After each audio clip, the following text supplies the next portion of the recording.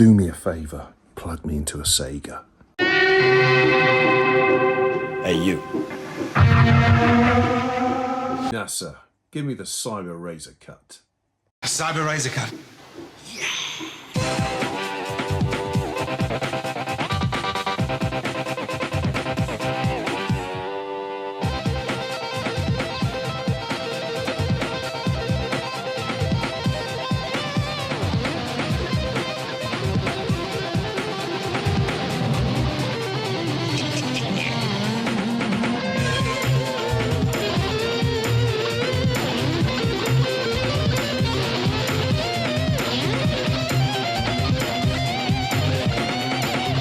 There are over 100 MegaDrive games.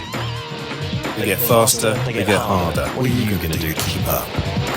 Next. Give me the works. To be this good takes Sega. Hey guys, welcome back to the channel. Special Gaming Langers here. I hope you like that introduction.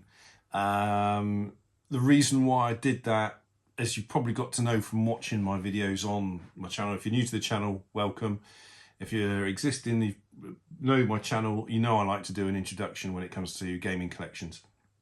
And for me, the 16-bit era was a golden era growing up for me. It was, fantastic.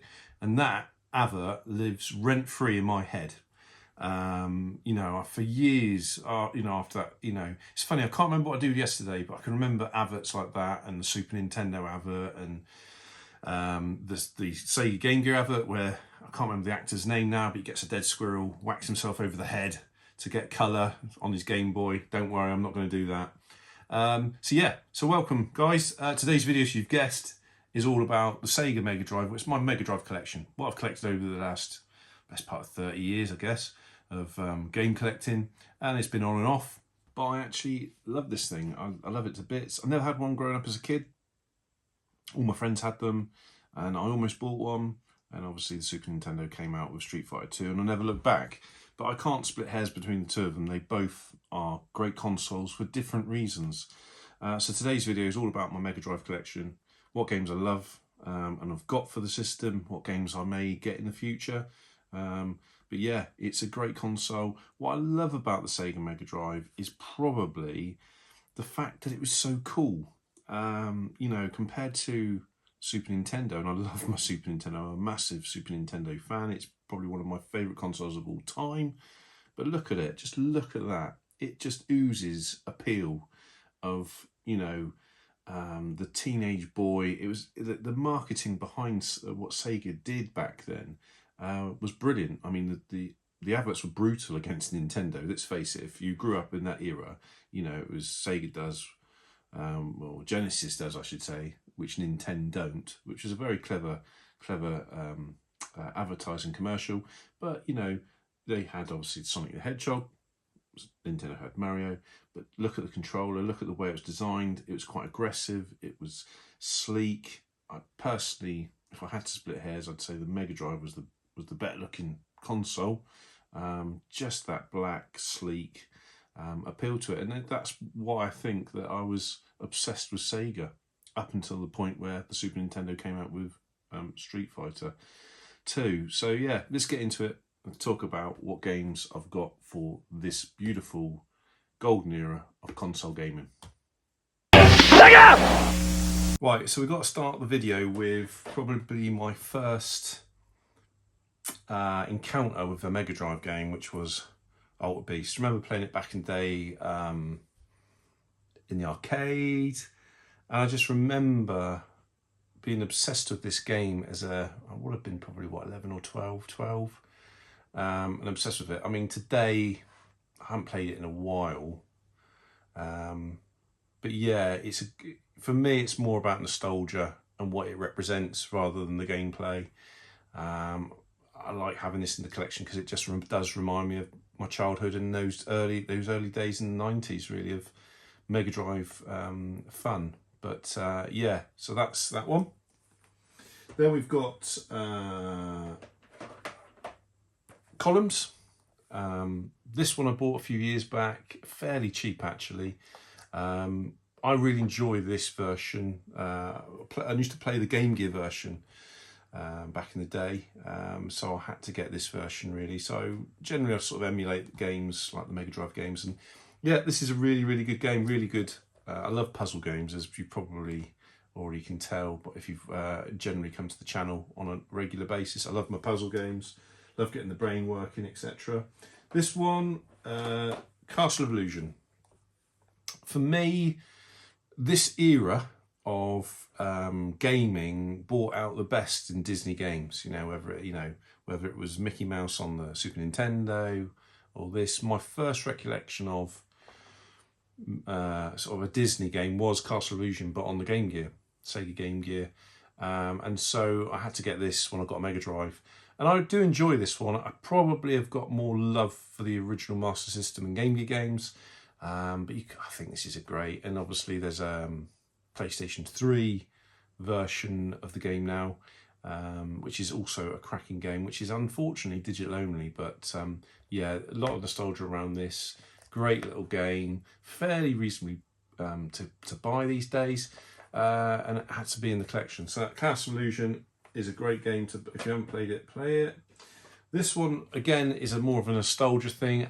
I haven't played it in a very long time. I think I've got a load of games.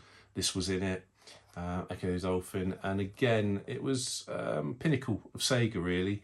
Yeah, when you thought of Mega Drive, one of the games you thought of was Echo the Dolphin. And the main reason was a lad I went to school, he had it on his Mega Drive. So if you're watching, John, this is for you. And I remember him playing it, and Road Rash and a few other games. He used to bring his Mega Drive around my house. So yeah, Echo the Dolphin. It's in reasonable condition. But again, I haven't played, I think there's a second one, isn't there, as well? But I haven't played that in a very, very long time. Now, this is a cracking game, an absolute cracking game. I bought this a while ago now, and I do own both the Super Nintendo and this version, and yeah, I don't know if I could split between the two really, but this is a fantastic, fantastic game. One of my favourites. Brutally hard game, as you well know, but this is a fantastic game. I'm not sure why I've got both copies, probably because I'm just greedy and got a copy for both systems, but I think it came in abundant. I just couldn't part with it really. A bit of a hoarder, and yeah, cracking game. It's a stellar arcade game that everybody remembers, probably my age, playing in the arcade back in the days. It was really hard, and it's just again, it's one of those staple games you should have in your Mega Drive collection really. But yeah, I love it to bits. Complete manual, and yeah, what else more can I say? There is a remake of this. It's okay, but you can't beat. It takes a lot, isn't it, to beat a good staple game. Then we've got this one, and this always reminds me of Ashley, one of my lads I went to school with. We used to go break times into this library area which had big CRT TVs, and he bought his Mega Drive in, snuck it into school, and I remember this being on the big CRT TV, and it's early 90s, so Michael Jackson was a big, with the music and the graphics, etc. It was, I think this plays better than the arcade port of the game, arcade version of the game, I should say. But yeah, really good game. A lot of nostalgia around that. Haven't played it for a while. I remember playing it 2-3 years ago again, just to revisit it. And I should revisit a lot of these games really. Then we've got Fatal Labyrinth. I bought this a couple of months ago. I bought it because there was. Now, hang on, let me get this right. This featured on the Mega Drive PlayStation's collection Blu-ray game, and I was always fascinated with it because it's like a step up from Dragon Crystal that was on the Master System, and I think this is a great game, and I only paid 20 odd quid for it, and I just want to enhance my Mega Drive collection really, because I've probably, in all truth, honesty, taken my eye off the ball the last few years. Been buying PS4 and the odd PS5 game here and there. PS3, I've been actively collecting for PS3, and sort of taken me off my original love of gaming, which was, for me, bread and butter, Mega Drive and Super Nintendo. So I bought this a few months ago off eBay for about 20 odd quid. Really, really good game. This one I bought This one I bought a few months ago from CEX. It's not complete, so I'd like to get a complete version of the manual in it. But this is a cracking game. It's sort of like it performs a little bit like that Master System game, and it's gone out my head now because I'm getting old. But it's sort of like a Contra-ish style top-down game. If you haven't played this is by Capcom actually. Mercs, but a really, really good game. I enjoy this, but it's just a shame that it's missing the manual. So that's that one. Right, so next up we've got Mystic Defender. Really good game. Had this a while in the collection. Yeah, enjoy that. It's a good game. Yeah, definitely worth having in the collection. So that was that one. Then I've got, talking of Disney franchise games, we've got Donald Duck. Starring in, you should see Quackshot, starring Donald Duck. Really, really good game. Again, a lot of nostalgia around this. Remember playing it at a friend's house back in the probably early 90s again. Same with Castle of Illusion, really. Just a great Disney franchise game. And like I say, you had Aladdin, this, Castle of Illusion, loads to mention. Right, so next up we've got Star. Good game on the Mega Drive. Played it originally on the Game Gear, and just the only thing that upsets me is if you look at the sort of standard Mega Drive games, I always preferred the box art of the sort of black right over the blue. But I know they did it sort of mid-cycle, didn't they? I think, or just end of the Sega's lifespan with the Mega Drive instead of having the traditional Mega Drive. Obviously, this probably came about when the Mega Drive 2 came out, but. Yeah, it's all right, but really good game. One of my favourites on the system has to be this. A lot of nostalgia, again, around this. Remember a friend bringing his Mega Drive around and being in awe of the 16-bit graphics and sound and playing this. You can remember I'd come from a Spectrum. This just blew it out of the water, really. And it's just a fun game that you could put hours into, and I still like playing this today actually, and I fancy getting the PlayStation 1 version, but yeah, good one player, two player fun. There's obviously 3 versions of this. I'd like to get the second. Haven't played the third. Have I played the third? I might have played it at some point in its life. Rocket Knight Adventures, again, very, very good game by Konami. Had this, I think I picked this up on Facebook Marketplace a few years back. It was going fairly reasonably priced, and I thought, it was local. But again, really good game. Fancy the Super Nintendo version, whatever it's called, Spankster or something like that. I don't know. There's definitely a Super Nintendo version, and it's quite expensive now, so that's why I've not got it. This really was bought round by, I remember a lad in my tutor group at secondary school. He had the Game Gear and he had this. When I got my Game Gear, I wanted Barcelona Olympic gold, and I think a lot of it was nostalgia built around this, getting this game. I don't generally do sports games, but it's one I always wanted for the Mega Drive. I don't own any sports games at all apart from the odd WRC on the PlayStation, and tell a lie, I think I do own a Pro Evolution somewhere. They might have a PS2 or PS3 game, but generally I don't do sports games, never have done. It's never really taken my interest. I don't own a FIFA, so. But yeah, really good game. Talking of really good games, we have got the legendary Ultimate Outrun. Probably one of my favourite Sega games of all time. Again, built around nostalgia because I remember playing this in the arcade in the sort of early 90s. Did a video on it, basing the fact that I loved Outrun and the games I've got around Outrun. So I've got an Outrun collection, got this, the Game Gear version of this, which is actually, believe it or not, different to the Master System version. I don't own the Master System version. You've got the Xbox game, and then you've got the PS2 Coast to Coast, PSP. So yeah, I own quite a few Outrun games, and it's probably, look at that box art, isn't that gorgeous? Just the ambience and the feel of the game, and it was unique at the time. We've got this game to thank for race and drive simulators that we drive and use and play today, but this is a fantastic game. Love it to bits. A lot of nostalgia. Probably one of my favourite Sega games of all time. Right, next up we've got the lovely, wonderful Paperboy. There's a lot of childhood nostalgia around this. I remember getting it from a Spectrum. putting the tape in, waiting 20 minutes for it to load and crashing, etc. And I loved the game. I suppose today probably doesn't hold up that well. I still love it from nostalgia reasons, but I had to have it for the Mega Drive. I had it for the Game Gear, and just there's something special for me. Again, I think it's built through memories and just nostalgia for the game. So I had to have it for the Mega Drive. So that's a nice clean copy. And I always try and look at games to see which is the best port. I don't know if anybody else does that watches this channel, but I generally find that, you know, and it's subjective. So for instance, you know, Super Off-Road, for me, the best version is on the Super Nintendo, but people might say the Mega Drive version is. But they're personal preference. But for me, Paperboy, you can't obviously get Paperboy for the Super Nintendo, but you can get Paperboy 2. But yeah, I just had to have this, so that's in the collection. And then we couldn't have, dare I say, a Mega Drive without Sonic the Hedgehog. Again, lots of memories playing this around a friend's house.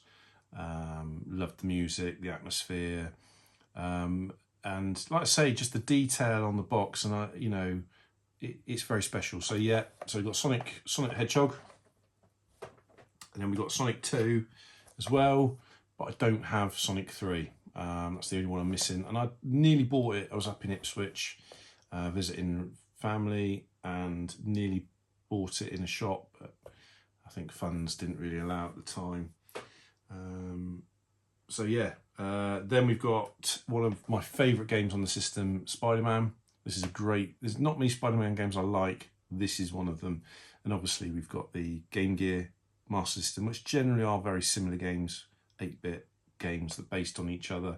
I don't know if they're exactly the same, whereas this is a totally different game and a very, very good game. I don't know how much these go for now. I bought this a long time ago, but I loved the atmosphere, and it was a great game that you could immerse yourself in. And look at that box art, you know, it's perfect, isn't it? So that was that. Then we're coming on to one of my very all-time favourite games for the Mega Drive, Genesis, if you're watching in America, is Streets of Rage. Do you know what? I'm torn as a gaming enthusiast, retro gamer, whatever you want to call me, between this and Final Fight. I can't choose. I think for me, growing up in the 80s and 90s playing video games, I was so lucky to have games like Final Fight, Streets of Rage, Double Dragon. You immerse yourself in those. It was great. I always was fascinated with the box art of Double Dragon and seeing posters in gaming shops of Double Dragon. But when this came along, I think for me, probably if someone said to me Streets of Rage, I think the first thing I would say is music. I think for me, the music is where people get attracted to it. I mean, the gameplay is fantastic. And then we've got the second one. But for me, they're just brilliant games. They play so well. I always judge a game that if I put this in the Mega Drive now, I wouldn't be bored of it. I think it holds well for today's standards, really. And I think that's why they just hold up so well. But yeah, again, box art's great. Bare Knuckle, obviously, in Japan. But yeah, brilliant games. This one out of the two, I'd say this is probably my favourite to play, but for nostalgia reasons, the original first one with the Freddy Krueger guy. Yeah, brilliant. But yeah, brilliant games. I'd love the third one. Third one's very pricey. It prices people like me out of the market that are genuine collectors, not genuine gamers that want to collect. I can't afford the money that it is. Maybe one day I'll put some money aside and get one. Strider, got to have Strider. Again, lots of nostalgia of playing this at a friend's house, being obsessed with it. It's a great game. There's a very similar game for the Super Nintendo, which the name has slipped out of my head. It might come to me. But a great game. Second one on PlayStation 1, I think there is. But yeah, great game. Box art's okay. Doesn't really immerse yourself in what the actual game feels like for me. But yeah, brilliant game. A must have if you have got a Mega Drive and you haven't got Strider. Make sure you buy Strider after this video. And then we got Super Fantasy Zone. I love Fantasy Zone on the Master System. so I had to have it for the Mega Drive. It's a slightly different game, but I love Fantasy Zone. It's a fantastic game, and yeah, definitely a must-have. I had this a long time, and it's brilliant. So I'm glad that's in there. So I'm rushing through these, but there's a few to get through. And then we got Super Hang-On. Obviously got Hang-On for the Master System. And I was always obsessed with, I remember this gaming shop back in the mid-80s where I bought my Spectrum from, had Super Hang-On, must have been 88, 87, something around that era, where they had the Master System on a demo. I'm sure it was 86, 87, something like that, definitely primary school age. And I remember seeing this game in the background and I was obsessed with it. And obviously playing it in the arcades. And yeah, it was this Afterburner. And that's why that's in there. It's a very, very good game, in my opinion. Might not be everybody's cup of tea, but yeah, I had to have this. And again, when I collected these many years ago, they were fairly cheap. For some reason, I just remember sort of like the late 90s, early noughties when I collected these games. A few are obviously games I picked up recently, but it was fairly cheap to buy. And my theory from that is that Nintendo cardboard gets damaged easily. Mega Drives were clamshell, and it always puzzled me until recently of why that was the case. And it was these were. I remember going into Electronics Boutique, is it Game Station? That's all gone now, but seeing the bargain bins and seeing these games in there and thinking that's crazy. But you know, nowadays Mega Drive's a bit more sought after. They're definitely collectors are chasing those games they want. Nostalgia drives that, and so I think, you know, because Mega Drive came in a clamshell, they were protected quite well. The manuals can go missing, but generally the games are protected. It's all there. You can get a bit of water damage sometimes on the artwork, etc. But generally speaking, I think that's why it's the case that it was definitely late 90s. I remember collecting and early noughties, and there was a big jump between Super Nintendo games and Mega Drive games. I think that's evened out somewhat, really. If you look at Castlevania for the Mega Drive, Castlevania for the Super Nintendo, they are expensive games, aren't they? Turtles in Time, hyper expensive game now, silly money for Turtles in Time for the Super Nintendo. Hyperstone Heist is probably a little bit less, but it's still an expensive game. Anyway, I'm digressing, talking again too much. Next game, getting back to Mega Drive, that's what we're here for. Mega Drive is Superman, I can't read now, Superman and the Man of Steel. I haven't played this too much. Again, it came in a bundle of games I bought off a friend. She sold me these, and yeah, great game.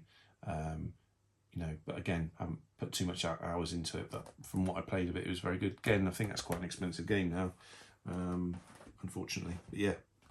Right, next up we've got one of my all-time favourite games on the Mega Drive, which is Shadow Dancer. I've said this many times on the channel, probably. I'm repeating myself. I'm going to say it again. It was the first time I came across this game was a program called Games Master with Dominic Diamond. It was a Channel 4 program in the early 90s that there was nothing like it before, really. It was fantastic. Well, there's a few gaming programs and you had Tomorrow's World and things like that, but nothing that dealt with young people that talked about video games. And there was this challenge on there that was Shadow Dancer. I was in awe of it. It was amazing. It was the graphics and the sound. And this lad had to do this challenge where he had to get to the end boss without dying, which is no mean feat. It's bloody hard. I've done it myself, but it's really, really hard because literally you get one hit and that's it. You're dead. And there was a challenge on YouTube by Retro Martin. He did a challenge to see how far he could get. I think. Without no continues, but it is, for me, it is a fantastic game. Still holds up well today. The graphics, the atmosphere, it's beautiful. A lot of people will complain about the art style on this, but compared to modern games, it's not bad. The Japanese box art is better, I must admit. But my favourite port of the game is this port. I prefer this to the arcade version of the game, believe it or not. But yeah, brilliant game, worth having. I don't know if it's a pricey game or not. I haven't looked for years, actually, but I bought that many, many moons ago. Another game that I had to have, and I'm a big fan of, and I'm looking forward to playing the new Shinobi game on the Switch or PlayStation, whichever. I I think the Switch, it's not a physical copy, so I'll probably end up buying it for the PlayStation. But this is a fantastic, fantastic game. I haven't got the words to say of how this basically sums up my teenage years of video gaming. Being in the arcades, playing Sega games, playing this on the Mega Drive. It just is one of the Mega Drive's finest games for me. A lot of people may argue that the second one, or this one here, the third, Shinobi, the third game, I always think it's the second game, and it's weird how the Shadow Dancer was it a pre-sequel? I can't remember the state of the games, but these two games are fantastic. But yeah, I love this game to bits. I mean, straight away, the box art gets you, but it plays really well, holds up well today. It's definitely a solid game. And this one, out of the two, this I think is the pricier game. You're looking at probably about 200 quid for a decent copy, complete in box now, in good condition. But I don't forget the price. This is a fantastic, I say forget the price, that's a lot of money for a lot of people, including myself. I couldn't afford to buy it today if I had to go and buy it today. But yeah, brilliant game. I've played more of the first one than this one, but this is a great game. Then we're on to the last couple of games. We've got Thunder Force, which I did feature in a pickups video a couple of months back. Was in local town retro gaming shop, and you had this, and it came with the original receipt from 92, 93, and it was in good clean copy.